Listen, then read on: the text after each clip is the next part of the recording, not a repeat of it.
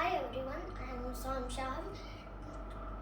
He's from Cambridge High School here today. Today I want to discuss about solar eclipse model. In this experiment, we need one apple as a sun and one clay ball as a moon and two pencils to hold them. Okay, let's start our experiment. We are on Earth and close your one eye and hold the moon and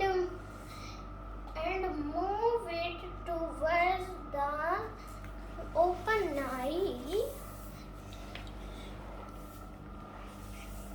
When it covers the whole sun, it means you are witnessing the total solar eclipse. I hope you like my experiment.